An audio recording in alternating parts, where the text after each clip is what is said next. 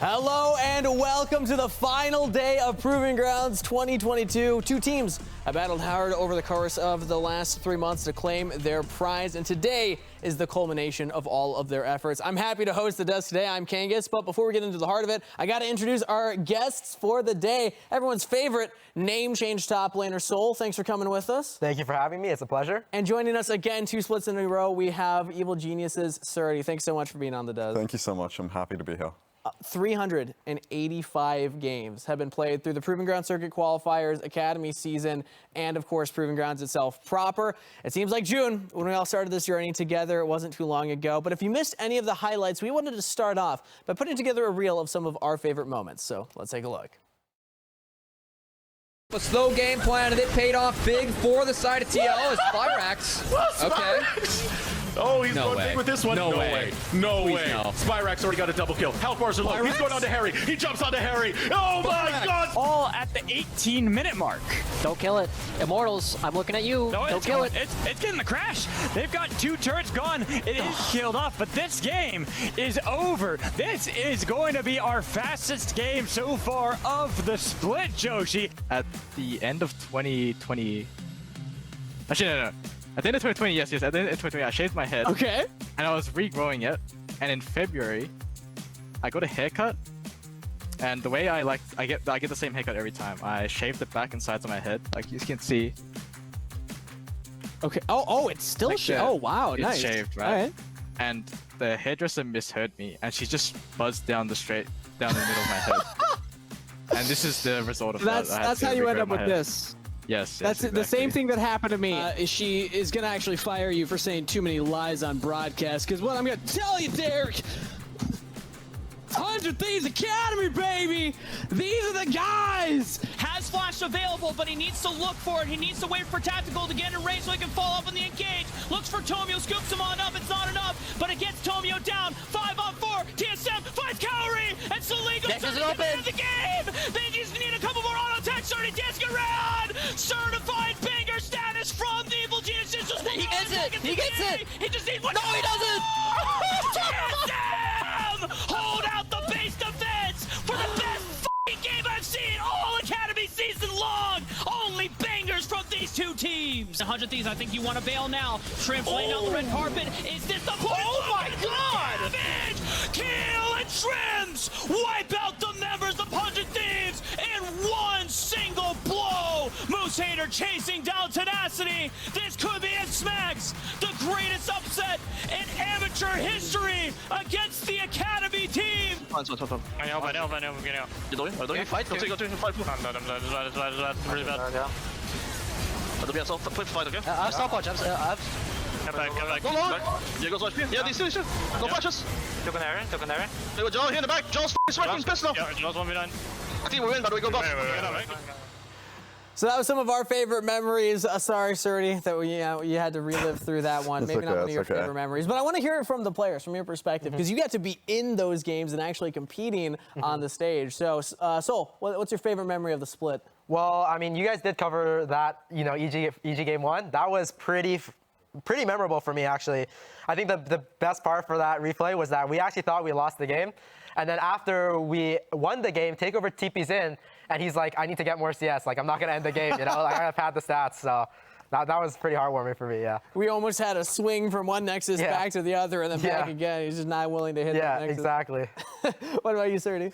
I've got 2 for you. My one is my first game in Academy ever, at the start of this year, taking down Bradley, who's currently playing today. Okay, nice. A little flex. I know. And then the second one, probably the perfect game versus TLA. In Proving Grounds. Yeah, before we got knocked out. Summer. That was just a couple weeks ago. Yeah. Both big moments. Against the same team. Wow. What are you trying to say here, Surdy? Nothing. I'm not trying to say anything. The finals. But impressive. You mentioned that the I think the Bradley one, was that the first solo kill of the entire year? Yeah, we were the first game to be played. Nice. Hey, look at that. Congratulations. Thank you. Bradley, probably still having nightmares about that. Hopefully it doesn't affect his play today. But that brings us to why we are here today. There can only be one Proving Grounds champion. So let's take a look at the prize that the victors will be taking home. These beautiful Proving Grounds medallions. We had the award ceremony back in spring. Team Liquid Academy, they actually have some of these at home. But you know how much it means to the players. I've heard them talk about it before. I actually want to see, because the cool thing about these is you can wear them, right? Yeah. It's not just like a trophy. Serty, how would you wear this if you were to have one? Oh god, I don't know. I mean, Saul had a pretty good idea earlier where he like builds it into his team jersey, like an Iron Man suit, with his core being the amulet. I love that. So you're just gonna steal souls? Just gonna steal his. Explain it more for the people at home. Yeah. I know you already had you had this kind of fleshed out. There's like a whole MCU. So like, probably get it like just put it, in the chest, like probably get it like carved in there and stuff like that, and then have it like, the TSM jersey comes out of it, that'd be kind of cool. Like Iron Man, like the suit. Yeah, you tap the button. Exactly. And the whole thing pops out. Have it be like the button. I mean, it's so shiny, it looks so nice. It'd be great if we were on the finals, wouldn't it be, Serty? Oh, it would be wonderful. I'm happy to be here one way or another. I feel like if you did it that way, then everybody has to have a themed one, right? Like you have one on a hammer, and maybe you have one on a shield or something like that. That'd be so cool. That could work out. But of course, the top story is Team Liquid's gauntlet run to defend that title. They already have some of those amulets at home. They would like second ones, and they did not drop a series in their spring run. They are the defending champions coming in. This was their finals against 100 Thieves, and this is now back-to-back finals appearances. Serty, when we look at the kind of legacy that Team Liquid Honda Academy is leaving behind, very impressive stuff from this team. It's super impressive, not just from Team Liquid, but also from Dignitas and Gamsu specifically. Like, between Team Liquid and Dig, they have 4 players who have attended 3 different Proving Grounds finals. Yeah. Gamsu going to 3 on 3 different team iterations, it's just absolutely insane. It's crazy when you look at Gamsu's performance as an individual, but Team Liquid Academy, so when we see them, I mean, it meant a lot to them on screen. You can see Harry had this very big emotional outburst. The team was so relieved to win that. I mean, if you put yourself in their shoes as a player, winning your first big title, it feels incredible when they've worked so hard. Absolutely. I mean, the Academy split is quite long. Like you said, 380 or so games. Yeah. And, it all accumulates to this Proving Grounds, and especially, last split for them, having it go to a 5-game series, sitting at their seats, playing like 5 hours of League of Legends, like, that stuff is like very mentally draining once it gets to those long series. So hats off to them, The core, like you were saying, the core of this team had been together for quite a while. Armeo didn't get to play last summer because he was boot camping with the team for Worlds. But of course, they did win second place in summer 2021, first place in spring 2022, and now an opportunity to go for another title would be huge. But it was Dignitas who originally knocked TL down into the lower bracket this year, which was surprising to many of us on the broadcast team. Sol, I'd love to get your thoughts on Dignitas. The power level that they had coming into this tournament. Was this the expectation? Oh, I mean, definitely not. I think they had, for them to have like that many roster swaps and be able to, be standing on their own feet and even be at PG finals is something that I think no one expected. But looking at their roster on paper, they have like a lot of really, really strong components. People like Insanity who have had that LCS experience and have also had that experience guiding rookies, on playing on 100 Thieves Next, having good performances there, going to Dignitas Academy and playing with Perry, who is like a brand new face to the Academy scene, and being able to, lead this team. It's definitely, very, very commendable from him, having Gamsu, who also has had that LCS experience, and then bringing in Neo, They have to show this graphic one more time. So I know we're talking about Dignitas, but of course, our producers got to rib us one more time for the prediction of number of Team Liquid games they would win, or lose rather. Dignitas were a big part of that, getting 2 of those wins. Yeah, absolutely. Considering the massive roster changes, that's a big thing. Of course, Dignitas went through a lot of them, so it is surprising to see them there from that point. And you kind of touched on that a little bit already, Serty. The level of experience that the players subbing in from the LCS have is definitely helping them. Yeah, it's a massive, massive factor. Being able to have these very intelligent, very experienced minds on your team, such as Neo, Insanity, Gamsu, it really gives you direction. It helps you establish the proper win cons inside of the game, and you always know what you're doing next ahead of time. So you're not just making these decisions on the spur of the moment, which is the issue a lot of the Academy teams have. These guys have actually planned things out in advance, and that's why the games look so smooth. And again, we have Gamsu, who's coming back for so many performances. The experience of LCS players, 4 of these players have played on the LCS stage, except for Perry, the only one. But an interesting thing that I want to talk about is something that we don't hear a lot from the broadcast side, because we don't know. But as players, I'd love to hear your insight, is team culture. The mentality of the team going into practice every day, going into a big stage game like this. So you've actually, on the TSM organization, kind of moved around between Academy and LCS, so you maybe have some more recent experience on this. What's it like, and what's the importance of kind of like culture setting and mentality setting when you're swapping between rosters?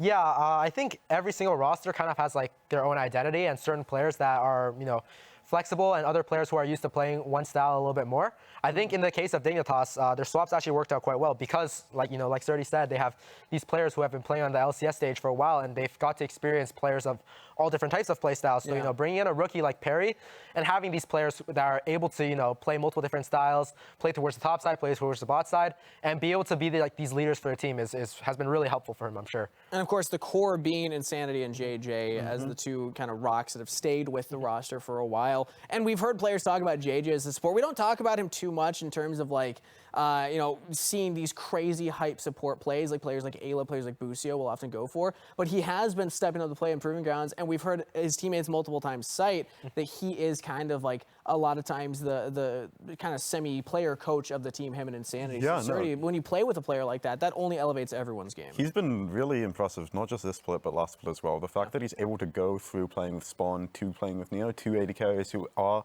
relatively different in playstyle, and just develop such good synergy so quickly with them, it's really impressive because players aren't normally this adaptable.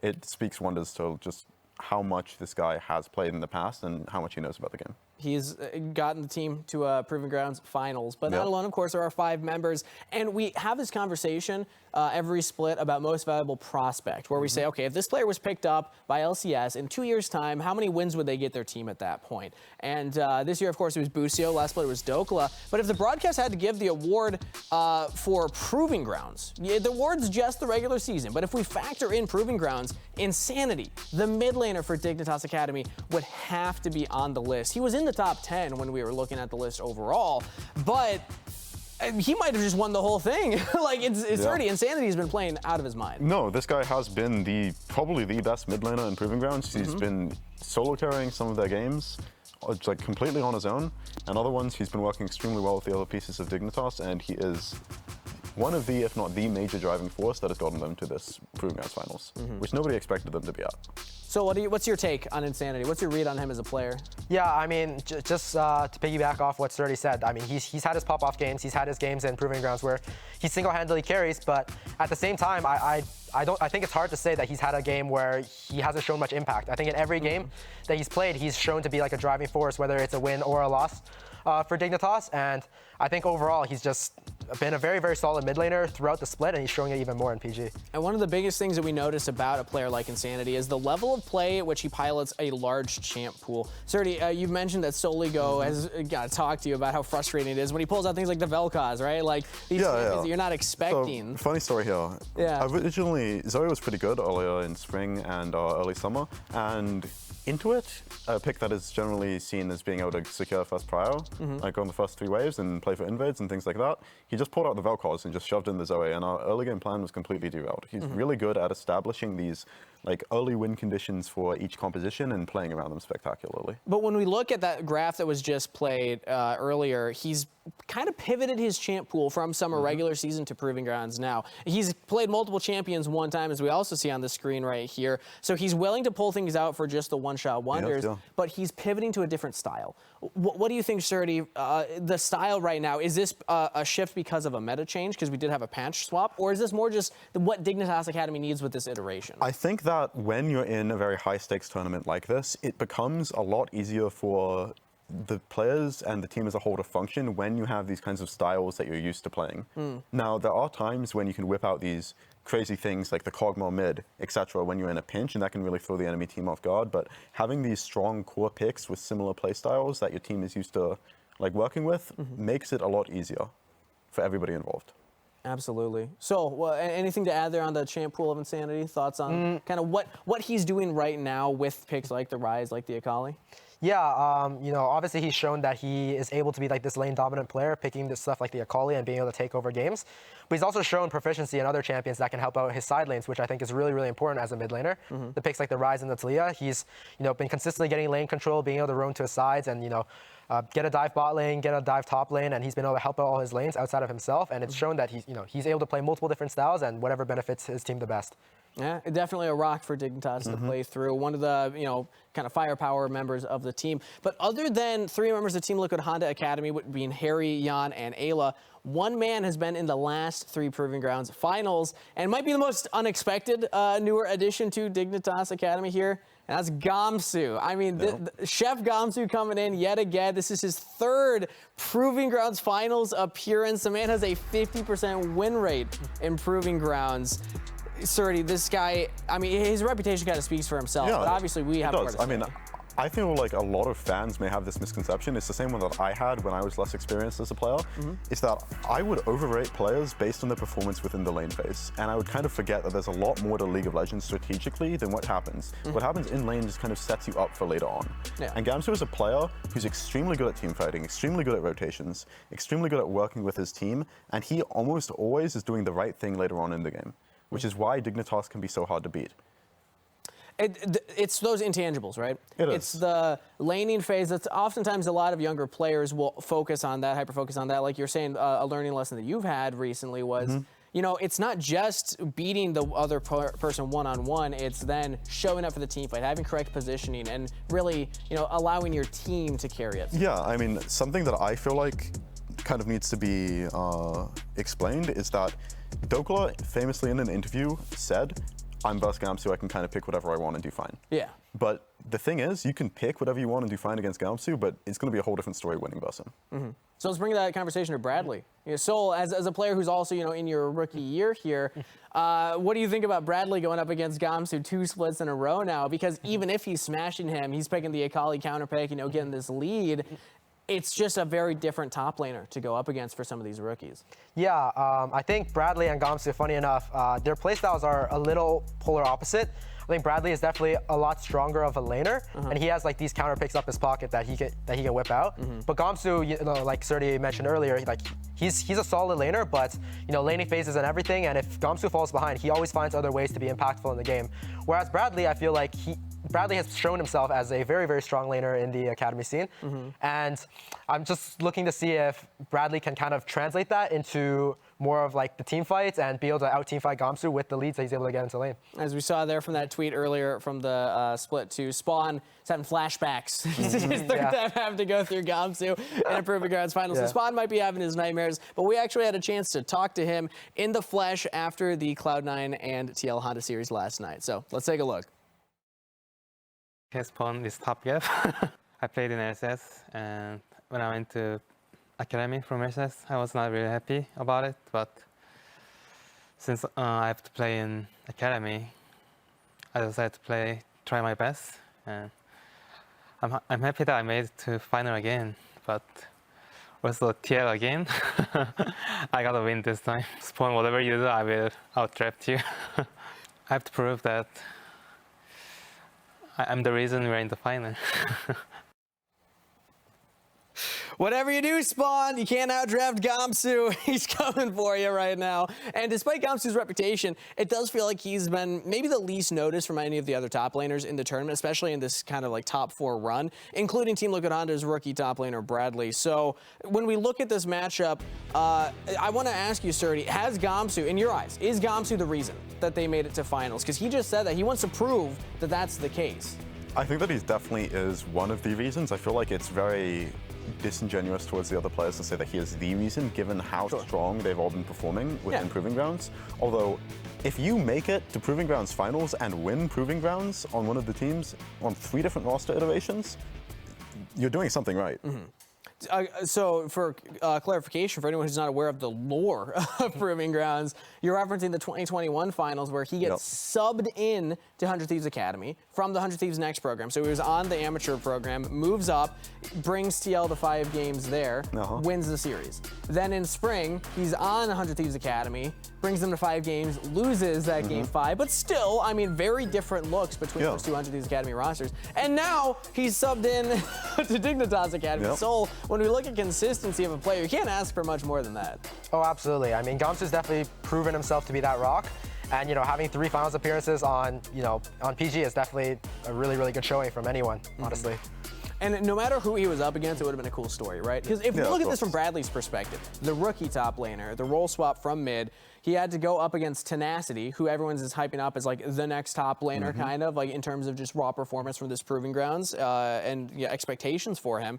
Then Darshan, you know, the GOAT from top lane, he's played LCS 10 years, and then now Gamsu as well. So Bradley's got his work cut out for him, but he got the better of Gamsu last time around. But like Bradley, Armeo, another member of Team Liquid Honda Academy, has run through a gauntlet of opponents with a different level of experience to him, so the shoe might be on the other foot.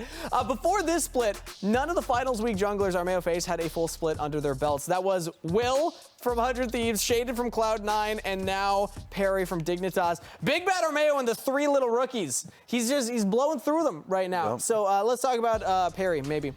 He's boasting the least amount of experience of any player on stage. This is his first stage game. Serty, what's Perry's house made out of? Is he going to get blown over? Oh, I'm not sure. I feel like it's not right to count him out just yet, but I know as a rookie, going on to stage like this, your nerves are going to be absolutely insane. This is his first stage game because he was in upper bracket. Yeah. He played all of his other matches remotely. Like, this would get to anybody. And not only that, but you're versus the best jungler in our league and the best standard playing jungler in our league. If you are not able to keep up with him, and if you do not understand the game on as deep of a level as he does, you're just going to fall behind and your laners are going to suffer.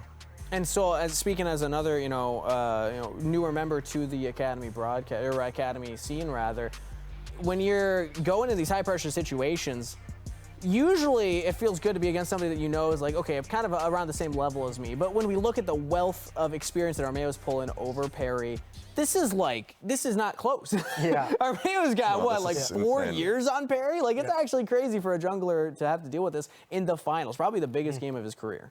Yeah, I think it's definitely a tall task for Perry.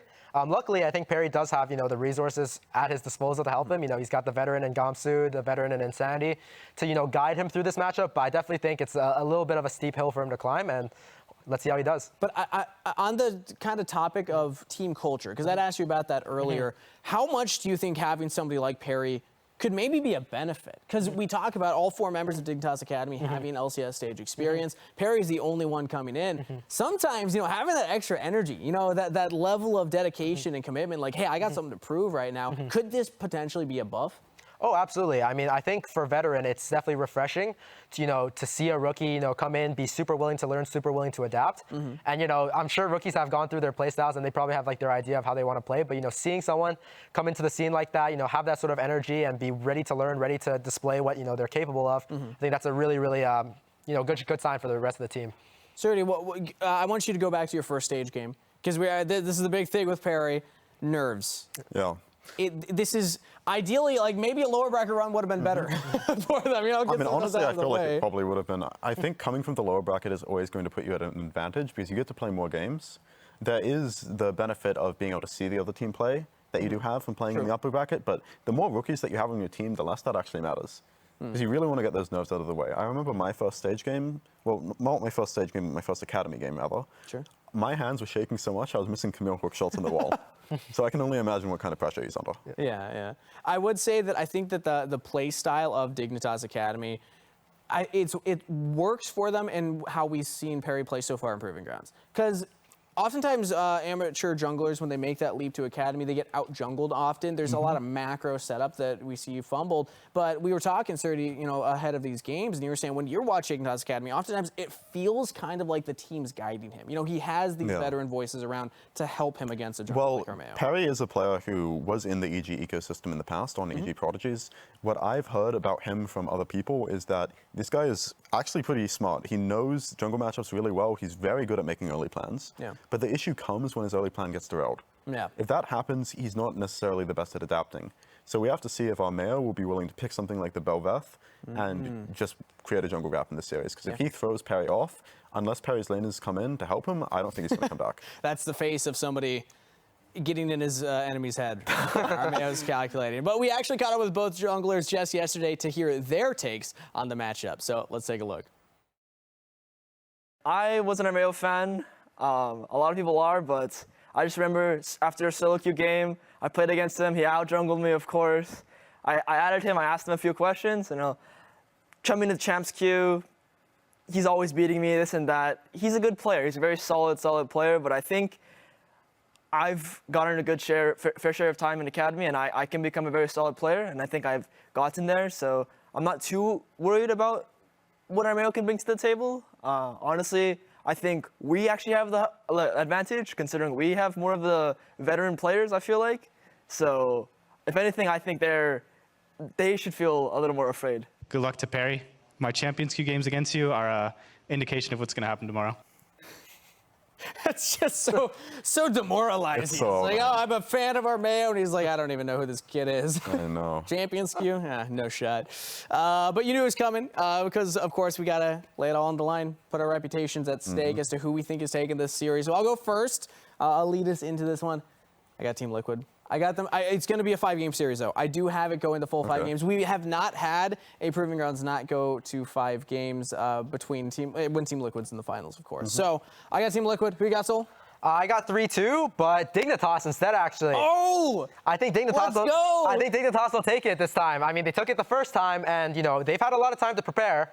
Fair enough. I feel like, you know, they got something cooking, and I feel like, you know, the strategies that we talked about that Armeo could take for the jungle gap, I feel like Dignitas probably have prepared for that, and they probably have something up their sleeve, so I'm excited for what they'll bring, actually. Serty, you're the decision maker here. We got 1-1 on the scoreboard. Who's going to be? 3-1 Team Liquid. Oh! And the only reason that I'm not saying 3-0 Team Liquid is because I feel like they're going to mess themselves over in the draft using the Akali flex. They're going to put an Akali into Gamsu top lane. He's going to pick a tank, and the Akali's not going to function.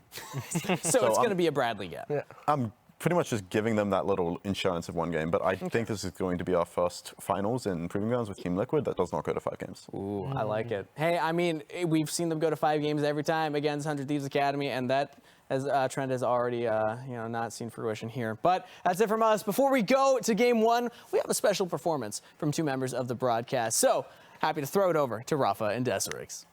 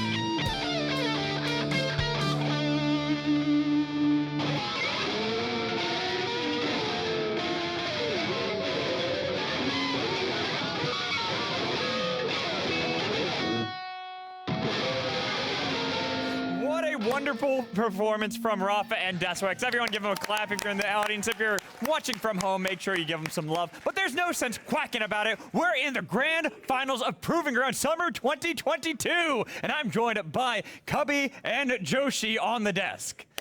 It's good to be here, Magical. It's always a great time coming here towards the end of Proving Grounds. We get to see the best that North American development has to offer. And I don't think we could have anything other than Team Liquid going up against Gamsu on Dignitas in the finals again. I guess Gamsu's just inevitable, as it is a final. We thought it was the 100 Thieves going up against TL, but guess what? It's Gamsu, and the road that Dignitas has taken to get here. Keep in mind, they are the ones that put TL in that lower bracket. So I think TL are coming to this one wanting revenge, wanting to make sure that they defend their title. We'll see if Gamsu in the way is enough to stop them. But isn't it impressive, Dignitas, this roster that had been shuffled around here in the grand finals after having their victory tour in the upper bracket? I think it speaks a lot to the culture that has been set in the Dig compound. Also, we do have a live audience today. All the members that were competing on Dignitas Academy are present. We'll be making a lot of noise for the boys on stage, but Speaking of the boys on stage, we are underway in draft. Joshi, I know we were talking about a lot of the picks that we were focusing on early, specifically Azir, Trundle, Voldabear, all off the board already. Already all gone. And the other one that we were really looking at was where the Azir was going to be going, right? The spin pivotal pick. Yeah, wow. This is a big one. It's very obvious these two teams doing their homework. Wild to think that they would have draft prep going into the finals. So the Aphelios we were really looking out for because it feels like TLA and Yawn, they prefer the Aphelios over the Zeri. They've been playing that matchup, utilizing the push early very well. But with that banned away, that does leave up champs. That's not what I expected. Whoa, I was looking at the Zeri, I was looking at the Sivir. Kalista, first pick. That's wild, actually. We were looking at what Neo was probably going to play. We were looking at a lot of Jinx. We were looking at some Sivir, but the Kalista coming through, this is just leaving Yon's Zeri up, and he's one of the original Zeri players to come through. And, I mean, Kalista, we are on 12-15. This champ did change in the tournament, lost 3 AD. But Neo, as a player, when he really first emerged on the scene, he was known for his Kalista play. Yawn, a marksman we've been hyping up a lot this split. If he wants to prove himself that he's LCS ready, going up against Neo's Kalista, that's a good first test in this game 1. Especially while playing Xayah. Not exactly what we expected with the Zeri that he's been doing so well on, but let's pivot our position and what we're talking about over to the jungles. We were highlighting that on the analyst desk. Armeo versus Perry. We see the Wukong sense Volibear, Trundle banned away. But Perry, I'm curious, the Poppy does seem to be the angle. Yeah, and this is definitely a big plot, right? We know that Serdi was saying earlier that this is Perry's most successful champion, the Wukong, and Armeo is taking that away with the Volibear, with the Trundle, these classic stun clickers already off the table. It's instead going to be Armeo playing it again. As we move into the second phase, I think on the side of Dig, already a lot of early game prowess. With the Poppy, with the Kalista, that just screams we want to dive bot. And while Lulu is a scaling option that can help empower the front line, empower the marksman for TL, that's going to take a while. So Dignitas already taking a lot of early game power. That has really been the recipe that's gotten TL here to this point of the tournament. So Dig going to really try and punish them early with this draft. We'll see how each team adapts in the next phase. I think I'm really going to be looking at then is how the mid lane shakes out. We were identifying Insanity. Kangas was saying might have been the most valuable prospect if we were allowed to include Proving Grounds. But he's going up against Harry, who probably the least talked about member of Team Liquid, who is consistently finding all of these big wins. Like that Fiora ban too, as Bradley undefeated on the Fiora in PG, saw it on our stage the last couple of days. You know, Gamsu has really been on tank duty, on weak side duty. A lot of the Dignitas game plan has been get Insanity out of mid and attack bot. Fiora does open up more of the tanks, makes it easier for Gamsu on the top side. But I'm more looking at Aatrox and Gnar. Those have actually been the champions he's been piloting the best here in Proving Grounds so far. He's got an insane KDA on Gnar. And sure, it's 2 games, but a 20 KDA in those 2 games with only 1 death. That is impressive to see, and that's why I'm excited to see all this focus into the top lane. The Renekton band away from Gamsu, really trying to see if they can lean him into that Gnar. If we see a Gwen band come through, it's definitely going to be a Gnar pick on the horizon for Gamsu. But instead, they're going to be banning away the Aatrox Gnar. There's a decent matchup into that as well. So as all these things start disappearing off the field, I'm starting to look more at the tanks that we always think of for Gamsu. He's historically one of our best Ornn and Sion players. Do we see an Ornn deny? That is something that Bradley has shown he is willing to play. Both those bans, I mean, again, Ornn, that river power for Dignitas would go through the roof. They are able to take that champion. Does TL want to deny that? Curious to see what this final pick is going to be, the lock-in. It's going to be the Ahri, which is kind of expected. Harry has been performing incredibly well on that this entire tournament. Yeah, he's undefeated so far from what we've been seeing. They are consistently finding a ton of wins. 9.1 KDA on the champion. They are giving a lot of tools. I was talking to Ayla before the games, and I was asking, what do you want us to know about Harry going into this? And he was saying, Harry is going to be the best mid laner when he's aggressive. But the Swain. The Swain with that tank top lane. Sejuani locked in for Gamsu. We only have the top lane left for Bradley, and there's a lot of champions that we aren't really seeing that he could delve into. The Aatrox ban kind of ban away towards him, as well as even the Sylas ban. Do we see a GP? That's what I was wondering. It's something that I think it's tough to get out of lane, especially against Sej after the changes, but it's a Bradley special, maybe an Olaf, but then you're running into Swain. Right. Bradley running low on options will just be that Gwen. understandable. It's respectable. They just get something that's going to be fairly decent into the lane. And it will have a little bit of an issue, right? I'm already liking the Dignitas roster that they put together. They spike really, really hard on 1 to 2 items. The Swain is strong, the Kalista is strong, whereas Team Liquid, they really have to rely very heavily on Jan, who has to get a lot more in later into the game. Those first couple Rift fights, it's going to be so Dig favored, especially these early objectives, having Kalista, to make sure that you can have that bot push and secure. I think that for TL, my eyes, we would talk so much about the mid-jungle duo, Perry versus Armeo. You have Wukong plus Ahri. That's been a duo throughout the entire season. That's been very powerful at one item, trying to make plays in this mid-game. I mean, you called it out, Dig. Yeah. The first few objectives are going to be so strong for them, but Wukong, Ahri, they have the playmaking potential to break that. And we'll see if Armeo, Harry are up to it in game 1. And that's honestly something that I'm curious to see how this will unfold between the two teams. Going into the grand finals, sure, it's a best of 5. You have more opportunities. But with this, you have to make sure you're playing those compositions perfectly well right out of the get-go. So the 2 win conditions I'm looking at for Team Liquid: 1, the Ahri and Wukong teaming up, taking down Neo, who has been so good at his defensive play throughout the game. The other big thing, they just need to win their lanes, and they need to win them hard. All right, but I hope everyone is ready. Grand finals of the Proving Grounds powered by Verizon. Dignitas Academy, Team Liquid Honda Academy. They're all ready to go, ready to battle it out on the Rift. I hope everyone here is ready, because I sure as hell am. Game 1. It's been such a long journey for TLA to get back here in this tournament again. Dropped that series to Dignitas 1-2 in the upper bracket. That got Dignitas a date with C9. Shenaniganeries? Oh, already? I don't know. Team Liquid, we saw Jan get caught yesterday, and then Kalista, right? He was trying to attach to Alan. Yeah, but he's not Kalista this time. Not He's Kalista Zaya. this time. Everybody backs away. I do like this. It's a big try from Dignitas to try and find an advantage. I think for Dignitas, something that is missing from this invade, any info, could be picked up by the side of TL, but Armeo, understanding this level 1, going up against a Sejuani, a Poppy, very dire. So no plays from Armeo in this one, and no vision or information picked up by TL to punish the 5-man stack from Dig. I do want to zoom in a little bit once again. We've kind of talked about a lot of our players, but we have been hyping up Insanity and his ability to play so far. Again, it's been interesting comparing Insanity to how he was playing in the LCS, how he's playing on Team Liquid Academy years ago. Yeah. And this Swain is the perfect champion for him to actually just take control. And I find this mid-lane matchup so interesting, given the form of Insanity, but also Harry. He's been second in laning stats as a mid laner. And every final we've been in, it was Harry versus Ryoma, the Oceanic rivalry. And it always felt like Ryoma was the one with the hype, with the upper hand. Harry, taking him down in spring was so massive. Now it feels like Insanity's kind of filled the void. Now that Ryoma, criminally, not in Academy this split, but Insanity has been playing so damn well. Harry has another chance to prove himself again against someone that was very strong in LCS and in this tournament. And again, we have to remember, one of the other ones was up against Jimian, right? Jimian was another mid laner that this huge surge during Proving Grounds, and Harry yet again being tested by players who are really finding themselves later on. But I want to examine a little bit on why we think Insanity has been having so much success. And part of it is he's Now, just a little bit of... Just a little pokey. Yeah, exactly. Not too many shenaniganeries. No, the shenaniganeries are only level 1. That's how it works. They're still level 1? Come on, Magical, you can use. No, look, level 2. All right, well, if at least one person's level 2, we'll re-examine that. But one of the things that we always look at is Insanity. With now, he has so many more rookies. We were looking at JJ and his ability to help out a lot of the younger members that we actually have now in the audience, right? How much focus we were seeing JJ give to the rest of his team in order to try and help them move around the map. Insanity now, he's with 3 LCS players.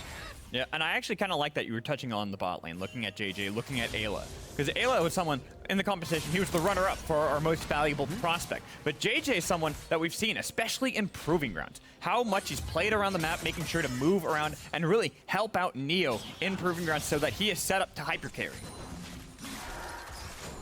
Bot lane has been the area of attack for Dig. A lot of it's been about freeing up Insanity to make plays down there. And it's going to be important in this one, as it does look like Perry ended up going for the 5 camp. We'll take this Gromp, but is late to a potential dive, so no play for Dignitas. We'll happily take that bot crab and reset things from there. Looks like it'll be a trade too. Yeah. Crabs will be traded, but I kind of want to examine again how Perry was playing the Poppy last time. It was one of the champions that won them the series going up against Team Liquid in the upper bracket. And Perry was a player who was consistently looking for opportunities on this Poppy. He was very aggressive, consistently looking for stuns, knocking away crucial members like Bradley and Armeo during all these crucial team fights. I'm a little bit surprised that Team Liquid opted back into it. Armeo is going to pick up some information on Perry, who of course was pathing top to bot, so when Perry goes back to that Gromp, will be spotted by Armeo and TL. We'll see if that opens up any plays, but I must say, a quiet early game for them, dodging out at any potential dives bot. I mean, when you have Poppy, Callista, if you're able to survive the first few waves, it is a small win for TL as they're really looking to get to that one item spike and start making plays that mid-jungle. I'm glad you talked about that. TL, this is the style they've been playing this entire time. How they won yesterday, how they won the day before, much slower paced game. It has been slower paced, but I think that TL, like, from us watching, it's been a lot about push and utilizing push to make sure they're at objectives first. And I think this draft from Dignitas, they have early push across the board. So I want to see, you know, how TL adapts. We've really credited them for being so flexible and really having a great understanding of their win cons and compositions. But this is a play style that's a little bit different from what got them here. So I think this is a good test to see if they can adapt in this series as well. Neo got low. Oh, might even have to get the heal out of JJ. Actually, it was Neo's own. But still, using 2 summoners just to escape. All right, not bad from Team Liquid's bottom lane, right? We consistently praise these guys as one of the best bottom lanes we have. We had both Jan and Ayla in our most valuable prospect lists. They're damn good. They're damn good. They're so good. Every single time, I always look at it. Every single post-match start, people asking, why are these guys not already playing LCS? This is one of those big tests, right? Neo and JJ have both been LCS players in the past, but Ayla, maybe not super agreeing. I asked him again early before the game. He said, I think only half of this lane is LCS ready, and now he's trying to challenge JJ to get the freeze. I like the chirp, but also I like how JJ was able to stick around, make sure that wave state's good for his marksman. Again, a quiet early game. We get some action here as Harry. Level 6 though for Harry. Should be able to get out of this one. He was just waiting it out.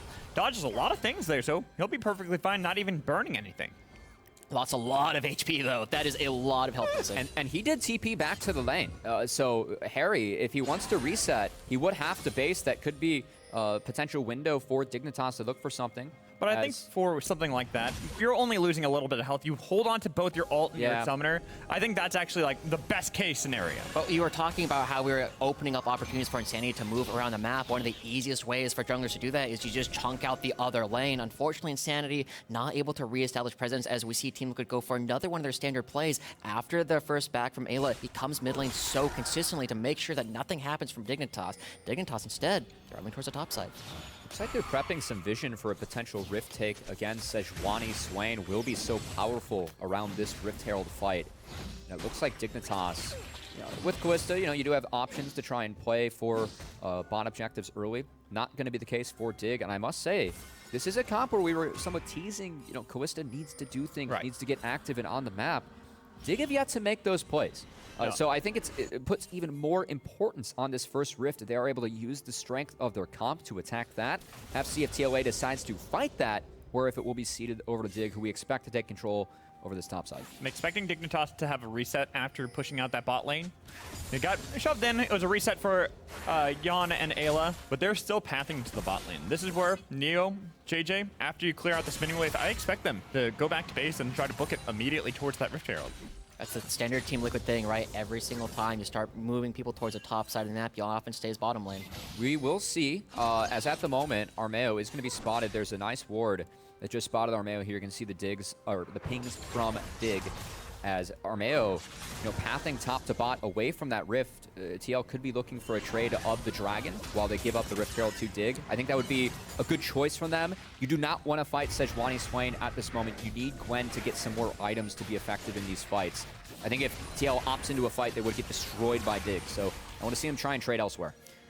One of the things that we kind of have to look at, right, in a lot of these quieter games is how are the teams finding CS leads. And so far, as it is relatively quiet, we typically attribute these wins towards Bradley and Harry. They're actually very strong. Bradley's typically up 12, but we already see the first Herald coming through, and Dignitas seem to be uncontested. Yeah, and even look at that. They don't even have Neo there. Neo's kind of stuck, though, in rotation, and was spotted out on a control board, so actually he's going to slow rotate back. He's going to drop the wave, but it is the trade that we were talking about. Again, I think this is the correct decision from TL. fighting a Sejuani, Swain, Kalista, that's not something you want to do at this point of the game. So I think TL understanding their win con well, credit to each team for making the right play on the map. And in general, again, this swing is going to be so strong for a while. We saw how effective Harry was on it in the series earlier this week. He just creates so much space against the very low-range composition that Team Liquid is building up for themselves. And now, so far, again, I'm expecting to see Perry really try and open up the map a little bit for Insanity, maybe roam down with him if they get a successful dive off in the bottom side especially. That could be an entire turret. I mean, I'm looking at this right now, and you have both objectives, both neutrals taken. Perry has this Rift Herald, and a lot of times we've seen from Dignitas Academy that they play for the bot lane. They like to pop that here. They have 3 plates on average in this bot lane that they take every single game this PG. I think that Perry is going to wait, though, see if they can get a better setup. And, again, I have to say, doing nothing. We have talked so much about the 5v5, but as we get into this game a little bit further, Bradley is on this Gwen, and Gwen can really break the game not only in team fights, but also in the side lane, where Bradley will have an advantage. So I think that Dignitas stalling here, yes, they did hit their first win con, but I want to see Dig try and push the pace a bit more. And you talked about Bradley's Gwen, right? This has been a new champion for him that he's only been playing in Proving Grounds. Didn't play it a single time during the regular season. So we're getting to see a bit more of his ability to create more space in a lot of these fights. His Gwen he's known for his Gwen, though. It's his first time. He didn't play it at all in the regular season, right? It's very odd to see someone that is so good at a champion not rely on it even more. And so far, he's done a decent job. I have a feeling it was banned.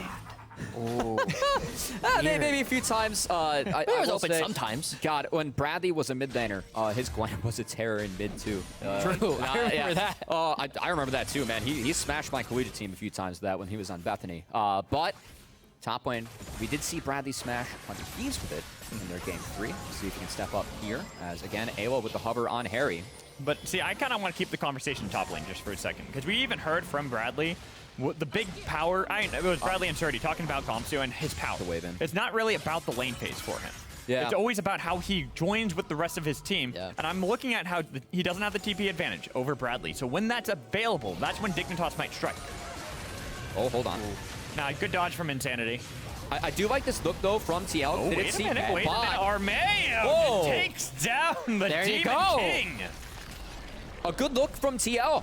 Again, that Rift play, it was telegraphed from Dig. They knew that they had members mid and end up finding Insanity. Uncharacteristic mistake from Insanity in this PG, who again has been so damn good. And that's the power of the Wukong and the Ahri coming together, right? You have so much burst damage between these two characters. And as Armeo shows right here, you see them jump in one after another. They try and get as much burst down as they can, and it's actually crucial here that they get the last bit of the Foxfire on Harry. There's not enough damage from Armeo all on his own. They would have had to blow multiple flashes, but stifling the Swain early on buys a lot more time for Team Liquid. Yeah, I don't like how Insanity stepped back up there. He did burn the flash, walking back forward, not the right move, and that's going to be punished. And as you called out, Swain, champ that you're looking to deathball with early. If Swain gets behind, can be useless if he's not able to continuously pump out the damage with that ultimate. So nice pickup from TL, utilizing the information they had from the play that Dig was making and throwing something at the mid where the members weren't. Good stuff. You can also kind of see that Harry feeling confident to start moving around the map, even if he's not looking for the play. It's just the threat that he could possibly be in the bot lane immediately, top lane immediately. He's already rotating a little bit towards the top lane, just in case they want to make a play there. Just in case. You never know. There's always these opportunities. And Cubby, the ward you pointed out earlier, is still standing. Team Liquid haven't found it just quite yet. But we want to look again at the next couple of objectives, right? We have a minute left until the next Mountain Dragon. And Cubby, do you think that Team Liquid are ready to contest? Because I sure don't. I think... I mean, if they can manipulate the lanes, maybe. Like, they have some more mid lane priority now. So maybe that's an angle, because Insanity doesn't have that TP. If you look to force him out, I think that is the angle where you can actually look to try and take that dragon. But at the moment, I'm with you. The strength of the composition currently still with Dignitas. And I do like the fact that you do call it out, right? It's never as binary as do they win or do they lose. It's under what conditions do they win or lose. Team Liquid have been so good at picking members off before fights so they don't have to take something fair. Well, I think this comes down to that jungle mid duo that we were talking about earlier. Armeo and Harry are the two with their mythics already completed. While on the other side, Perry's got his, but it's Neo who has the other one. Not Insanity, the player that we were hyping up before. They've been doing a good job at trying to keep him pinned down. And like this play here, I mean, Perry has no camps like on the bot side. He is on the bot side. I wanted to see him at this tower in the last wave. They had information on Armeo. They were spotting him on that control ward, but because Dignitas do not pull the trigger, Armeo is now able to rotate, hover, cover the bot lane, protect them from any dives, and for me, that's Dig not hitting a potential timer that we had on the Rift for them. So this does enable TLA to recover and try and maybe contest this dragon. They are looking, but Harry? Nah, Harry should be fine. He'll be out of there. It's more if Armeo wants to re-engage the fight from the side. But with the wards being cleared out a bit, everyone kind of rotating around. First rotation out of Dignitas. It's going to be Armeo trying to get into the back line, but Keeper's Verdict. Who does it punt away, or do you just cancel it? Harry cancels it. I like that a lot from Jan. He actually walks forward. He knows there's no real opportunity for a fight, but if he tries to pressure Perry to throw out the ultimate, that could be game-changing. It would hit him, but he wouldn't care. He's like, all right, I'll be back. There's no opportunity for a fight. It would also mean that Armeo is not kicked out of the fight, who they kind of need for the Cyclone. Yeah, but Dignitas doing a good job. They pressure, push out all the waves. They don't drop any farm, and now they come back. Bradley's moving. Gamsu's basing at the moment. He does have empowered TP. Both of them do. Looking at this, should be taken by Dignitas. They have the Ren advantage. Teleport. There might be a little bit of a fight. They got Armeo picked away. He's trying to get out of there, but the decoy will connect on to Ari, getting rid of Harry. Jan goes up into the Featherstorm, and they chase down for the kill, giving it over to Insanity. While Armeo on the other side, he's got a lot of damage that he's providing. They got the kill out of Renata, but there's still the Cyclone damage. Neo cannot get back up alive. Oh my God, and Bradley ripping apart Dignitas, looking to take one more to the grave. Bradley, the rookie, coming through on Team Liquid, creating so much space for the rest of that fight. I thought Insanity was going to carry that. He had created so much space in the middle. He pushed Team Liquid to the side, but Bradley stands tall. Well, they got Jan, but they overchased for Jan. That enabled Armeo and Bradley to turn as Bradley walks to the fight, was rewarded. Gonna take a second look at this one. Keep your eyes on Dignitas, because yes, they have Jan. He burns the flash, he burns everything, but they burn everything to try and take him down. And Dignitas goes too far into this choke, because now Armeo and Bradley, they actually have a numbers advantage now on the bot side. Insanity's out of mana.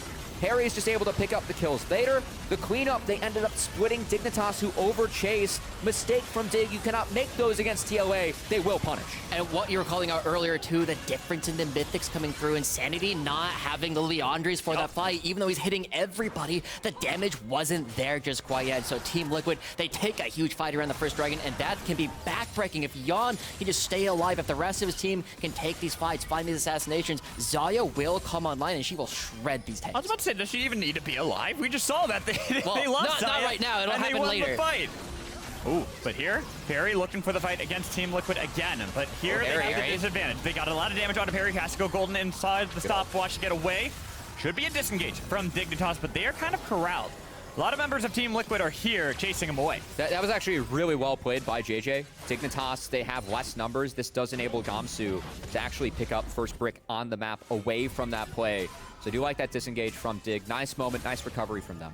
Yeah, everybody moving towards the top side of the map, right? We got to flip the play action from one side of the map towards the other. Actually, we don't, because during the middle of that, Team Liquid were also able to pick up the Rift Herald. They find the dragon, they find the Rift. So, or they don't find the dragon. They got the first one. That one went over to Dignitas. But still, Team Liquid getting a lot more of these early objectives than we were expecting them to. I'm looking at this now, but I'm kind of actually even looking towards the next fight, because now Mythics are completed nearly across the board. Last time there was that bit of an advantage we talked about that Team Liquid Honda had. They still have some advantages in certain lanes, such as having Darksteel 3 stacks on Bradley. Not going to scoff at that. Free AP.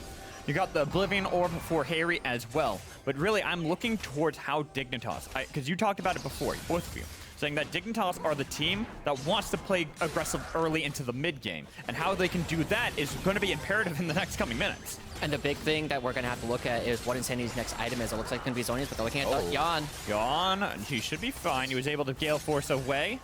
It took a lot of damage for it.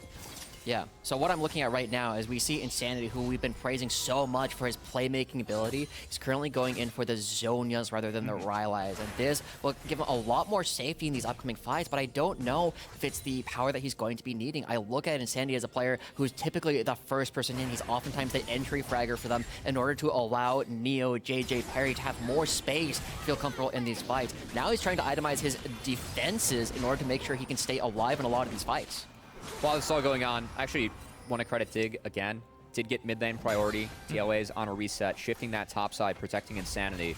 It's a good textbook play from Dignitas, but the fact they are not able to answer that mid-wave now, I like the response from TLA. Check this out. They're actually cutting them off, trying to make sure they take this mid-outer on their own. Battle lines are drawn. Dignitas not able to respond, and this should be Shelby getting a lot of value. A lot of value. Not going to take the turret, though. Too many Dignitas members were here. Collapsing. Gomsu's on the other side, but they're not going to go for it. Okay. Said they're just going to let them escape, clear out the minions, and not lose the turret.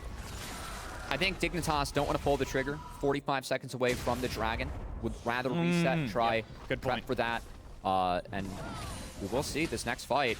I think it's very important, both marksmen missing flash, so if we have a fight that breaks out early, that is something that each team can look to punish, but if Dragon is set up and each team stalls out, there will be all tools available for each of our squads here. I think this fight is going to be critical to the way that this game goes, even more than a lot of other Dragon fights, right? We are looking at a situation where the Callista hasn't gotten a whole lot done. A 20 CS lead, yes, but we're looking at a situation where the range is going to be an issue after this fight. But I also look at that 20 CS lead, and then I look across the board. You're down 1 to 4 kills. You're down 3 kills. Yet you still have that gold bouncing back and forth between the two. They're neck and neck going into this next fight. TL have more members here, as Insanity is working on that top outer turret. Will get it to fall for himself. More gold for Dignitas, but they cannot put that gold into their coffers quite yet. As Insanity will have to TP, will do so with a team. 5v5 in River. Flank. Yeah, they got Bradley, though. Bradley's not waiting, spotted yet. Trying to see if he can get around the battle before anyone notices him. With 2/3 health left on Dragon still. Team Liquid are trying to see if they can force a fight, but now that Gomsu has entered in that bush, they notice Bradley, they see him. Well done. So now they know where the flank is. They have to be careful, but they could even turn for the fight inside of the pit if they want to. Armeo, he's getting chunked out by the Dragon, tries to go in, but Perry makes sure that he's not going to be able to get so. With Yawn on the other side, it's still going to be the Baron aggro onto Team Liquid, while Bradley is doing his damnedest, trying to see if he can get into the backline, but they got charmed on to Perry. Perry had to flash, and Perry will die to Henry. Armeo now ripping apart Dignitas like he did in the last fight. Bradley as well, all of Team Liquid capitalizing on just one mistake and getting everything for it. Oh my god, they're gonna find Neo to another charm lands. On Insanity, he had the stopwatch. He will probably die though once he gets up, taking that damage. There it is. Henry getting a killing spree off of it too. And that play from TL, they played it so slow, but they just bled out every cooldown from Dignitas over time. Insanity, he popped ult early. There was no value. He lost half his health before the objective fight even started. And then the pincer from Bradley and Harry. It wasn't even a full commit. They were just buying time to wait out the cooldowns of Dignitas. It pays off huge. And as we see this, right, there's so much space being created yet again. As you called out, Insanity, his ultimate, it's not ticking on anybody. He's not able to get the refresh, and so Team Liquid, they get the major team fight already out. Bradley is pulling Gomsu off to one side, and this gives an opportunity. Somebody is going to be in range for a charm. It happens to be Perry this time, but Armeo rips through everybody else, and it just leaves their jungler to die. No opportunity to try and contest anything. Their front lines are pulled in too many different directions. And looking at this fight, like, I'm just impressed by Team Liquid, the conviction they have. When they have that one call, they get the charm to land on a Perry, who you normally think would be the tankier member of Dignitas, someone that you wouldn't be able to burst down, but it's still early into the game. He's only got the Turbo Chem tank. Honestly, I do want to credit TL a lot in draft as well. Like, once they saw that Renata and the Callista, they said, okay, we cannot play full dive with the Wukong, right? And the pieces that they put around the Wukong, there's so much non-committal engage. Armeo is the only engage with, I mean, Harry can follow up, but you don't have to go into melee range of the Swain, of the Poppy, of the Renata. I think the way that TL played out that fight, that's perfect for their comp. They played it so well. Dignitas didn't have any response. And this is how we saw Team Liquid find all their success in spring, right? This is exactly how they were able to dismantle 100 Thieves Academy in spring proving grounds. They take these fights slower. They take them smarter than any other team. Dignitas was a team we thought could rival them with all the experience that they had between all their players. Yeah. They were able to take games off them. They got a 2-0 in the upper bracket against them. 2-1. No, that's right. That was the one team they lost to. Yeah, They're 9-1. Only game they lost to. But it is still a spot where they were doing it typically through their mid-game plans, and Team Liquid bested them in the mid-game this time. I think going back to the drawing board for Dig, maybe that was a bit too early to commit with the Swain. Like, you're playing Swain into Xayah, Lulu, and Ahri showing. It is a really good lane matchup in isolation, especially early. You can deathball around the early rifts, but TL, they were smart. They didn't opt to take the fights. They traded elsewhere. While they were trading down, they understood this is what we need to avoid the win con of our enemy team. This is what we need to get to a spot where we can actually fight, can play it out. Now TL, they're in great shape. It's a style that we know that Team Liquid are trying to push away from spring to summer. It's why we saw so much more aggression coming from their members. They would rather take a scrappy 3-2 than a slow 3-0, but they know there's enough experience on this team to know that if that's the way you got to play to win, that's the way you got to play to win. And look at the players that are getting the leads because of it. The first one, big bad Armeo, 3-0-2, always fighting his way towards the backline. And Harry, again, the temperance from this player. Ayla said if Harry is on point, he is the best mid laner in all of Proving Grounds. And so far today, he is on point. Hey, it's a 6th game of Ari in Proving Grounds. And he's 100% win rate. 5-0 right now on it. Looking to make that 6-0. 9.1 KDA too, right? His ability to navigate fights is unparalleled by a lot of the other players that we have. And as we look towards the next Dragon, a minute and a half, Team Liquid were able to play that slowly. Can they do it again? Well, I'm now looking at Dignitas and what they could possibly do to get back into this game. That ward, that one ward still stands all the way behind the Baron. I'm wondering if maybe a Baron call could be it. I think it's got to be a keeper's verdict. Take a couple members of TL out of the fight early, and then try and win with numbers. But that doesn't sound as fun as the Baron sneak with the TP behind. Now Armeo's found the pick onto Insanity, who has to use the demonic ascension to try to see if he can save his own life. Heals up just a little bit, but he's in stasis. He'll be back in. It's a rampage for Armeo. That's huge. That is so big. The fact that Insanity goes down 40 seconds left before he actually spawns back in. Team Liquid have so much more control. Look at the number of members in Dig who are trying to do something, but they couldn't. And those ults, they'll be back up for this Dragon. Soul point on the table for TLA here in 45 seconds. Dignitas, assuming that TL is most likely resetting, at least will crash the wave mid, but they aren't going to take a reset, so they're down in gold on the scoreboard. They have more gold in their pockets than TL, who were just able to base and spend. And I got to believe this Dragon, unless they have a 6 Sejuani angle or land a big keeper's verdict, most likely going to be seeded over to TL. It would not be the first time that Team Liquid has fallen to the likes of a Poppy, right? The number of keepers' verdicts that have been put out against this team and won games against them. Evil Geniuses was able to do it. We saw it from Dignitas. We saw it from Immortals. Every single team has been able to find their opportunity. And Perry, well, he hasn't found his way into the game just quite yet. This could be the difference maker. Ooh. They're going to fight. They're at a disadvantage in terms of setup, but maybe Dignitas realize, hey, this game doesn't get much better for us. True. Better to fight now. We'll see if Gamsu can find an angle. I have to say, I think Gamsu, someone needs to mark Bradley. I don't think that can be Gamsu. Gamsu is the one that has to find the engage that Dignitas follow up on. I'd rather see Perry trying to mark Bradley. Spots him out too. Gamsu going to find him.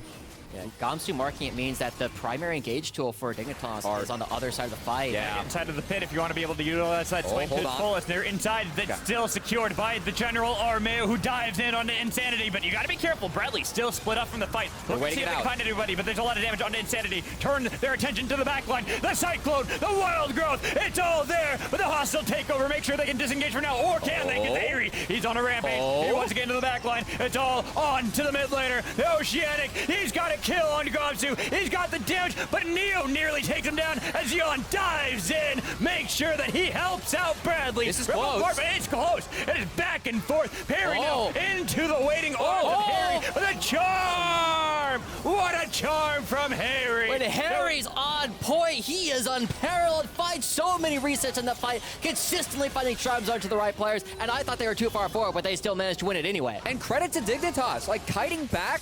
Yon wasn't able to hit until later in the fight. If you keep on kiting away from Xayah, you know, she suffers from range, loses some of her strength. Dignitas do that really nicely in this replay. They focus on Bradley, who is split from the team. TL trying to wait out Insanity's ultimate.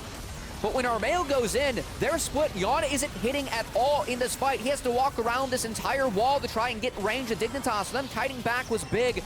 But Harry on the back half stepping up on this Ahri, showing why it's undefeated and showing why Harry's back in this final with his squad. Ends up finding the charm that ends the fight in the end. It was absolutely wild. This fight took 3 acts to complete, right? You had the part around the Dragon. Team Liquid won that. They got the sway and all. Then they chased too far, like you called out. People are too far. Ooh. But at the very end, yet again, it's the Team Liquid solo laners who find the damage that they need and how much do they get off of it. And at least for Dignitas, I mean, at Soul Point, they're down 4K gold. They're in this game, but they're getting outscaled. That is something that, you know, this is the first time that Perry and this team are on stage this week. First time Perry's on this stage ever. that was a good fight. They are down. They did play that out well. That is something you can take to the bank with you, going into the next game, no matter what the result is of this one. But at the moment, it sure does seem like TL on the verge is trying to close them out. More objectives falling in favor of them, and Baron has to be on the menu next. And at this point, we already called it out, right? We said that the previous Dragon fights are probably going to be the breaking points. Dignitas, they now have to find more creative angles. We've been looking at Gamsu, one of the best team fighting top lanes we have. Looks and misses. Unfortunate. And now JJ's way too far out and forced to have the Fates called just to keep him alive. Again, though, that's something Gamsu on the Sejuani. Whenever you get priority in the top side on Sejuani, just roam mid, try and fire out these ultimates. They're low cooldowns. We did see C9 and Darshan stall out a game, find a couple picks that were really big for C9 in that series yesterday. That's something we haven't seen yet this game. Dignitas, a comp that has to make plays early. They had cold feet. They did not pull the trigger against TL. They are now getting punished for it, but Dig is trying to show some fight. They understand they're down this game. They're trying to find the best angles they can. I wish I would have seen this early, but this is promising moving forward. This is promising, right? Yeah. Gamsu, again, Sergi said, not necessarily the best laner, but somebody that you can rely upon to do their jobs in these upcoming team fights. And I feel like this is where the experience can come in from a lot of the Dignitas members, and they say, hey, we have a lot of players, we know what we're doing, we're going to have Perry mark Bradley, we're going to have Perry keep him out, and that'll allow Gamsu to actually go up the middle. If Insanity has Ghost, if he has the movement speed to keep on top of all these members now that he has our Rylai's, it makes the game plan so much easier. And looking at, the items that we have at the moment, I think this is the last point when you look at the marksman matchup where things are close. It still is Xayah favor at the moment, but Kallista's not going to get any stronger than this with the Wit's End into double AP. So, again, Dignitas, I want to see them push. I want to see them fish. They are a minute away from Soul being on the table for TL. I'm telling you, Baron. You go for the Baron. You just YOLO it now, because right now, what other solutions do you have, Cubby? Well, they don't have setup. They don't have push. Like, if they were going to YOLO it, they lose so many resources across the map. I think at this point, they have to try and set up for the Dragon, but it's so tough. Dignitas now as the 5 stack. They do have control over the top river. I gotta believe they're gonna try and shift it to the bot side. TL have total control there. As long as Dignitas have control of this quadrant, it's difficult for Team Liquid to push in the mid lane, right? And because the fights can be so fast from the Sejuani ultimate into the Insanity pull, it's hard for Bradley to actually go to the sidelines. They might be trying to catch Bradley, who is clearing out a control ward. Perry does have him split right now. If Dignitas were to commit, they could at least pull the empowered TP from Bradley, but you can see the map split and the control that TL has over the bot side jungle. Dignitas realize the only thing that can stop TL from doing this Dragon is if they do the Baron. And they're looking to see if they can get a little bit of a fight. There's Bradley on the flank, and as the rest of Team Liquid Hondas go up, they pop Battle Song, looking to get in. Dignitas, they've got to be careful. They've got a lot of damage, and look at Insanity. He's turning to dual one to the back line. They got Bradley nearly down to death. As Perry is also almost there. They got the kill on a Bradley. The flanker is gone, and Dignitas have found the pick to keep him in the game. That's a great play from Dig, but TL, they can just retreat and take the Dragon. The health bars are too low for Dignitas to stick around. Perry has the base. Baron. Oh my gosh, they're gonna try and do it. They're having mixed decisions coming through, and so Team Liquid, they are so decisive so much of the time, but Perry's coming back onto the map. They're gonna look for an opportunity to teleport Insanity back. I really wanted to see TL just full commit to the Dragon. Perry was so low, they cannot commit to that Baron. Not having a smite there, you could have had one person hover, get vision, the rest of the team do the drag. And TL now, they don't have a reset, so they are up in goal. Let's see if they can find a pick. Ultimate to the other side, and it's gonna be Neon. Neon is almost gone, and there it is, gone, taking them down, so they can now turn their attention towards that Dragon. The difference between heal and cleanse, Harry pounces on it. There's no way for Neo to get out of that. Goes down. Team Liquid in a 4v5 situation. It's Harry, the unparalleled mid laner. He went up against Jimin. He's gone up against Rayo, but now it's Insanity, and he finds another way to win. I think that was a good series of plays from Dig. They just had to try and enter that Dragon through the bot side. They have bot lane priority entering through mid where TL had so much vision, so much control, and they didn't reset. Dignitas maybe playing a little bit too quick, trying to get at that Dragon quick to prevent the Soul. They end up losing their marksman, losing that Soul, and now maybe losing the Baron. They got a little bit too big for their britches. They took one flanker out and forgot about the other. Harry has still been on point, 4-0-9.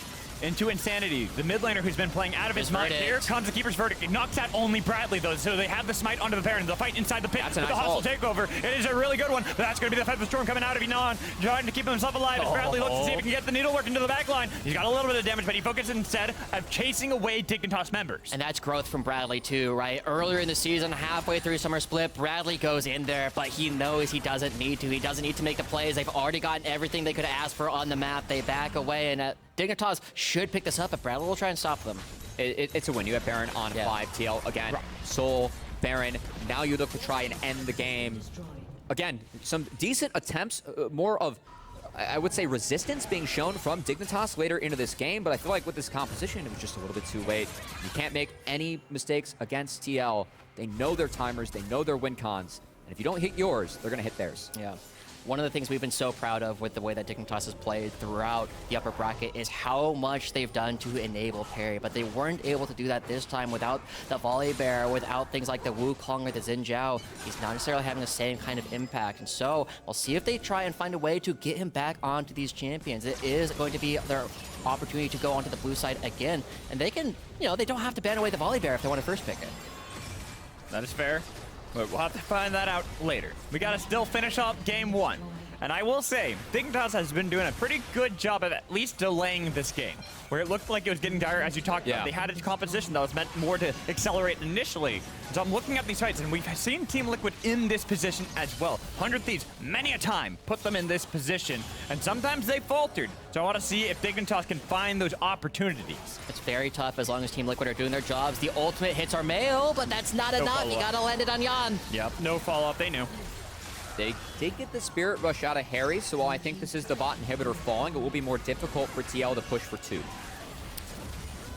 Kind of looking at it now, seeing that they've got at least the bot lane inhibitor gone for 5 minutes. Mid lane inhibitor turret is almost fallen as well, but it will be a reset from Team Liquid, running out of that Baron. Hold on. Wanting to get some gold spent, but Dignitas, this could be a good read. They saw that Harry based, so they were trying for the long chase. No find again from Dig. Well played by TL, but they try.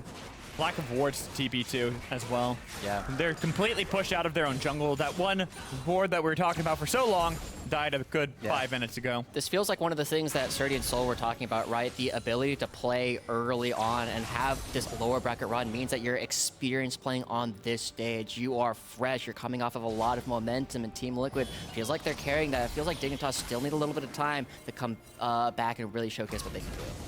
That's something that Bradley's been hitting on in a lot of his interviews, and catching up with him before today too. Like the difference between last PG, where they were the big boss in the grand finals in the shoes of Dignitas, and this one, they were humbled early.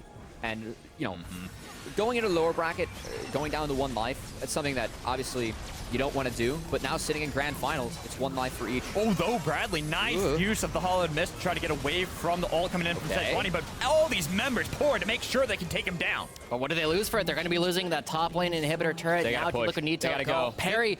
It's got to be careful. Play. Look to see who you can punch away. It's going to be Harry and Yon. Now you can turn Ayla or Mayo both completely caught out. If you can kill them both, you can win the fight. But here's Harry and Yon on the other side. JJ's low, and that crit from Yon, rampaging himself. Might get pulled back in, but he's fine. The flash in, the charm again out of Harry. Each time showing up massive in these fights for Team Liquid to take game 1 off a quadra kill from Yon. And it's absolutely crazy how well Team Liquid are able to recover from the Keeper's Verdict. They've learned their lesson. They play it slow. They wait for everybody to come on back. And Team Liquid, even down, Bradley, the 4 core members, stand tall and find the fight. I respect the look, respect the angle from Dignitas. We got to see that earlier if they go with a similar composition in game 2.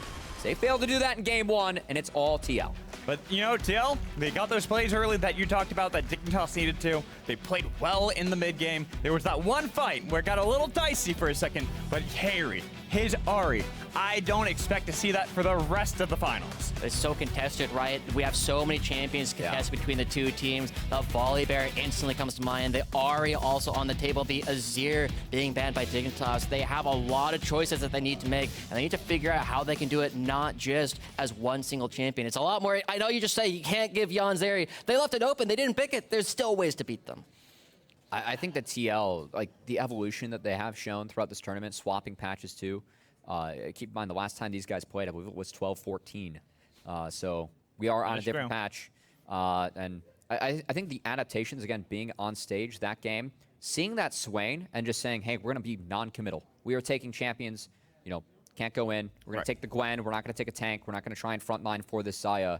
I think waiting out those ultimates was really big. And I'm curious if we see another Swain angle emerge. I don't think that was the best one for Insanity. TL played around it, punished it really well. There's a lot of teams that I think that exact draft would have worked out for Dignitas, right? It does show a lot of veterancy coming out from Team Liquid that they were able to back up, that the call was made, we're going to go in. Armeo, you'd see him use his E on Insanity and instantly walk away. He just knows, I just need to bait this ability, consistently coming out from Team Liquid. It was a good performance from them, showing what made them champions back in spring and looking to see if they can be our first back-to-back champions of Proving Grounds in its entire history. But for now, we're going to toss to a break. When we come back, we'll have Kangas with both Surdy and Soul on the analyst desk, so make sure you stay tuned.